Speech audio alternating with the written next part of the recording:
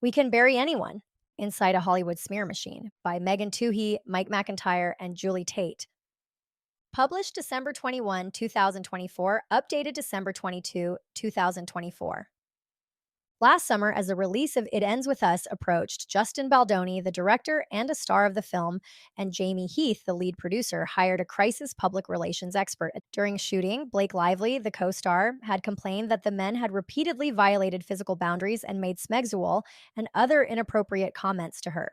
Their studio, Wayfair, agreed to provide a full time intimacy coordinator, bring in an outside producer, and put other safeguards on set. In a side letter to Ms. Lively's contract signed by Mr. Heath, the studio also agreed not to retaliate against the actress, but by August, Baldoni and Heath, who had positioned themselves as feminist allies in the Me Too era, expressed fears that her allegations would become public and taint them, according to a legal complaint that she filed Friday. It claims that their PR effort had an explicit goal to harm Lively's reputation instead. Her filing includes excerpts from thousands of pages of text messages and emails obtained through a subpoena.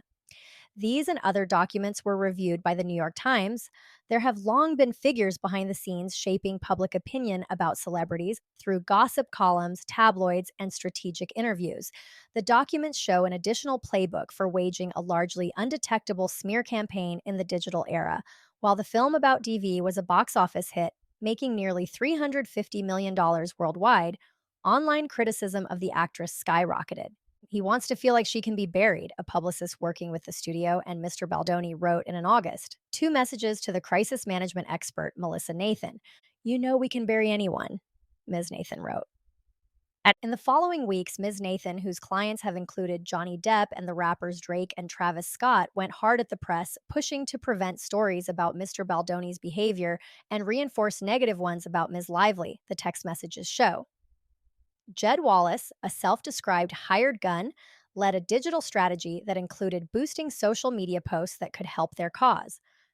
An attorney for Wayfair said in a statement to The Times that the studio, its executives, and public relations representatives did nothing proactive nor retaliated against Ms. Lively and accused the actress of another desperate attempt to fix her negative reputation.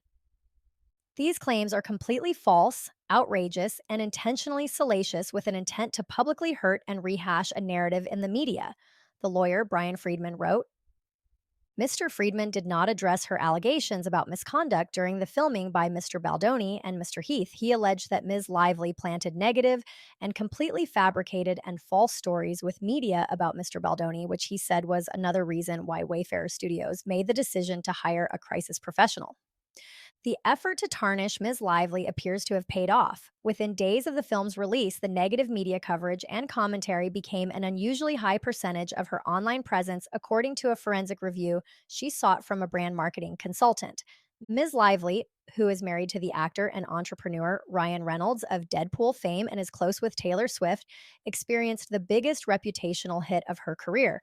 She was branded tone deaf, difficult to work with, a bully. Sales of her new hair care line plummeted.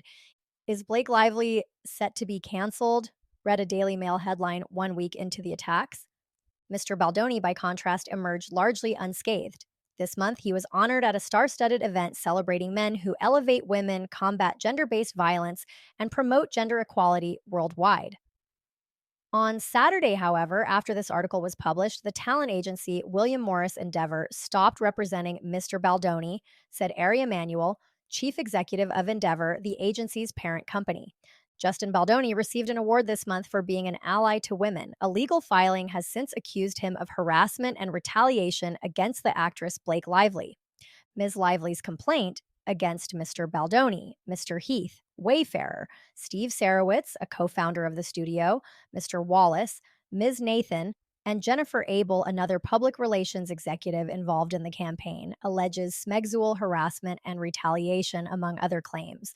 The complaint filed with the California Civil Rights Department is a precursor to a lawsuit. And in a statement, Ms. Lively said, "I hope that my legal action helps pull back the curtain on these sinister retaliatory tactics to harm people who speak up about misconduct and helps protect others who may be targeted." She also denied that she or any of her representatives planted or spread negative information about Mr. Baldoni or Wayfarer.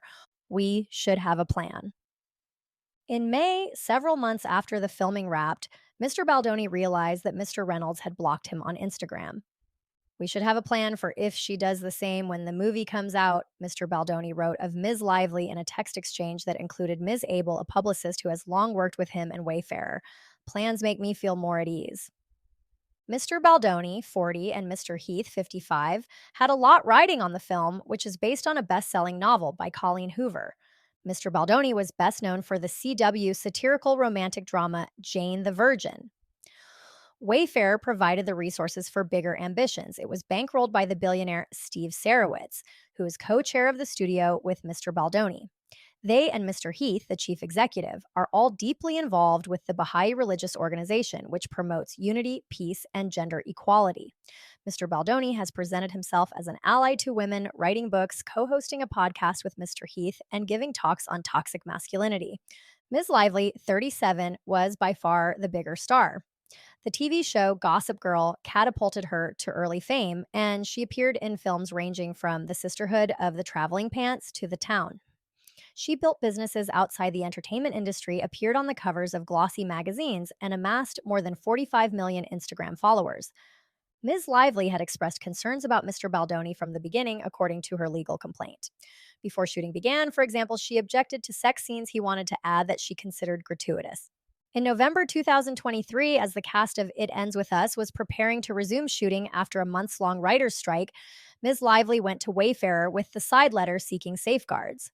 Our client is willing to forego a more formal HR process in favor of everyone returning to work and finishing the film as long as the set is safe moving forward, her legal team wrote to the studio.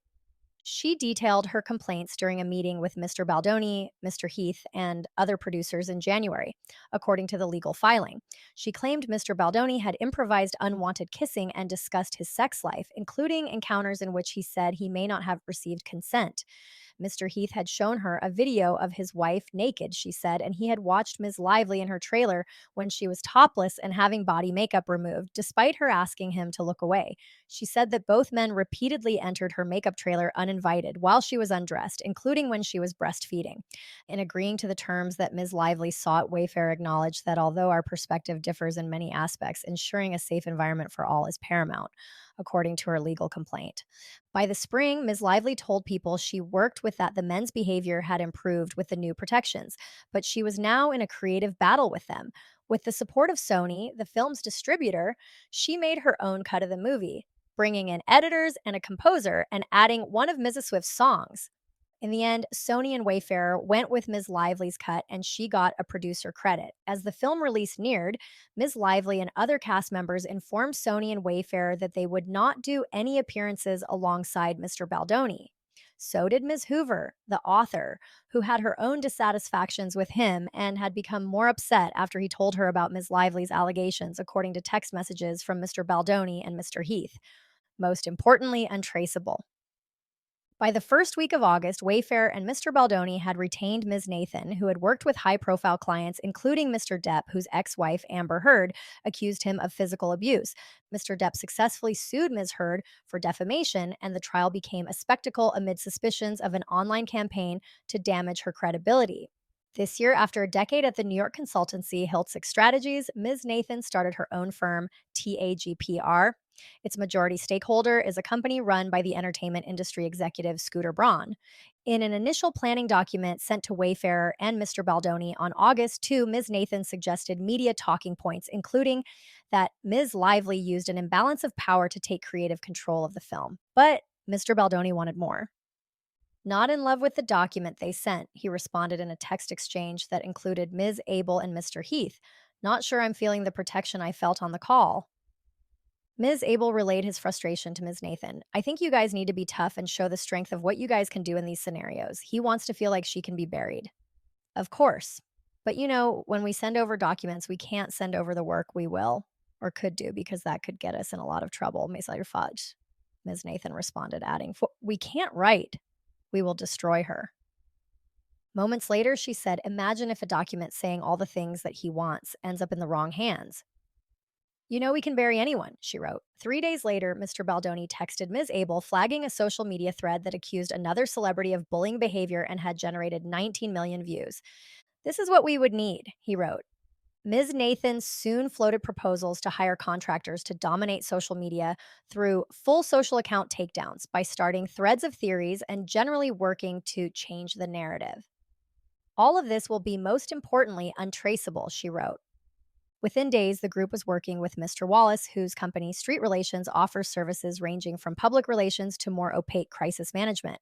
He is a somewhat enigmatic figure with very little digital trail, but court records show that his clients have included Paramount Pictures and the YouTube personality Adden Ross. And in a since deleted LinkedIn profile, Mr. Wallace described himself as a hired gun with a proprietary formula for defining artists and trends. That's why you hired me. The August 6 premiere brought the first wave of press coverage questioning what had happened during the filming. A Hollywood Reporter story speculated about a rift between Ms. Lively and Mr. Baldoni after TikTokers noticed that the two stars didn't pose for photographs together and that Ms. Lively and other cast members didn't follow Mr. Baldoni on Instagram. The unfollow situation is what everyone is pointing at, seemingly that something is much bigger under the surface. As why would they all unfollow? Mr. Baldoni wrote. Ms. Nathan had already been speaking to other journalists, according to text messages, when Ms. Abel wrote to her on August 4. I'm having reckless thoughts of wanting to plant pieces this week of how horrible Blake is to work with, just to get ahead of it. Ms. Nathan replied that she had spoken off the record to an editor at the Daily Mail. She's ready when we are, Ms. Nathan wrote. A flurry of articles followed the Hollywood Reporter piece. Many made it seem as if the only rift was over creative control. Some journalists had gotten wind of complaints about Mr. Baldoni's behavior, but none of the most serious ones were published. He doesn't realize how lucky he is right now, Ms. Nathan texted Ms. Abel. In other exchanges, Ms. Nathan claimed that she had kept allegations against him out of stories, writing in one message that major news outlets were standing down on HR complaint. So are we in the clear now? Did we survive? Ms. Abel asked. We survived, Ms. Nathan replied. All press is so overwhelming. We've confused people, so much mixed messaging. It's actually really funny if you think about it. Meanwhile, an online backlash against Ms. Lively was underway. It is impossible to know how much of the negative publicity was seeded by Ms. Nathan, Mr. Wallace, and their team, and how much they noticed and amplified. On August 10, Kirsty Flyaye, a Norwegian entertainment reporter, uploaded to YouTube a 2016 interview in which Ms. Lively snapped back when Ms. Flyaye commented on her baby bump and remained testy for the rest of the conversation. Ms. Flyaye titled it The Blake Lively Interview That Made Me Want to Quit My Job and told the Daily Mail that it's time that people behaving badly in Hollywood, or anywhere else for that matter, gets called out for it.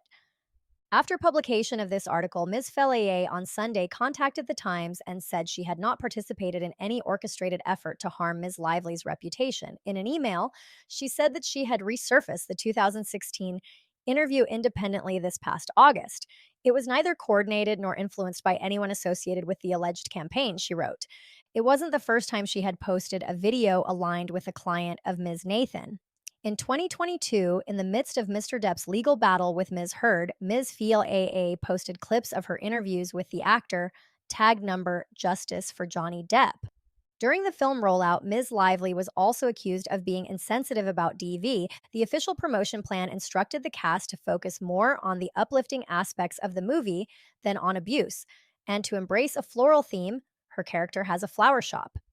In several appearances, she never made reference to DV at all, and she faced criticism when her Betty Boo's beverage company was promoting the film, given the role alcohol can play in abusive relationships.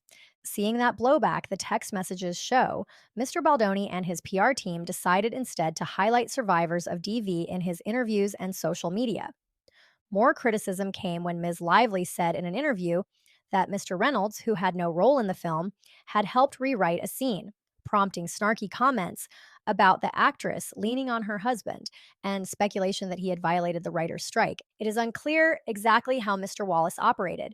There are references and emails to social manipulation and proactive fan posting, and text messages cite efforts to boost and amplify online content that was favorable to Mr. Baldoni or critical of Ms. Lively. We are crushing it on Reddit, Mr. Wallace told Ms. Nathan, according to a text she sent Ms. Abel on August. Divyati. The next day, one of Ms. Nathan's employees texted, "We've started to see shift on social due largely to Jed and his team's efforts to shift the narrative." Ms. Nathan wrote to Ms. Abel, and socials are really, really ramping up.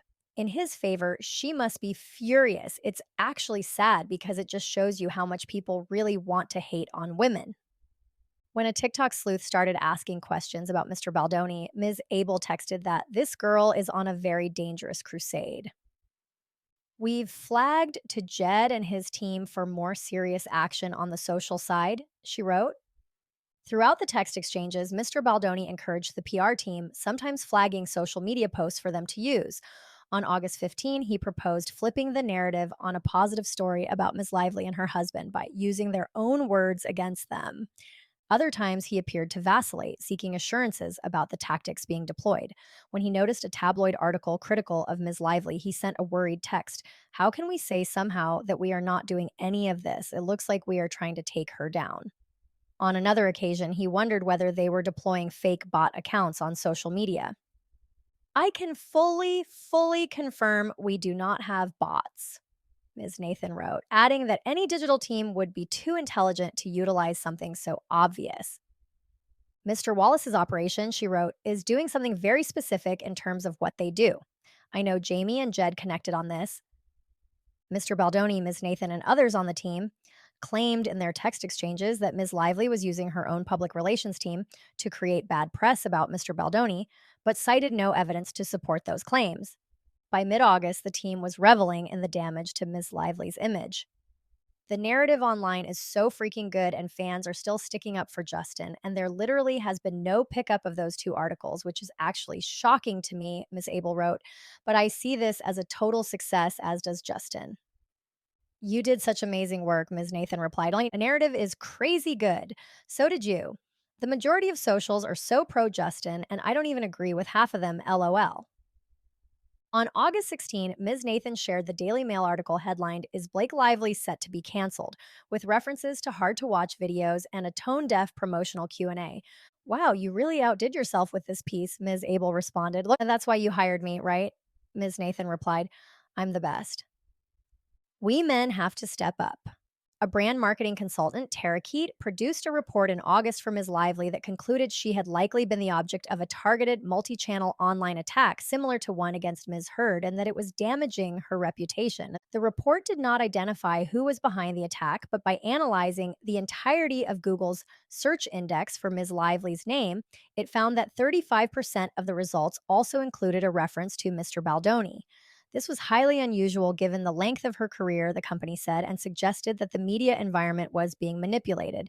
A separate report by Ms. Lively's hair care company, Blake Brown, concluded that the social media onslaught also had a negative effect on that business. Her product line, which had launched in August with record breaking sales, estimated that it lost as much as 78% in sales.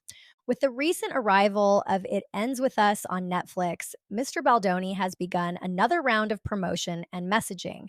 In an interview on Access Hollywood, he said, There is never an excuse to hurt a woman physically or emotionally. He added, We men have to step up and figure out how we can be better allies.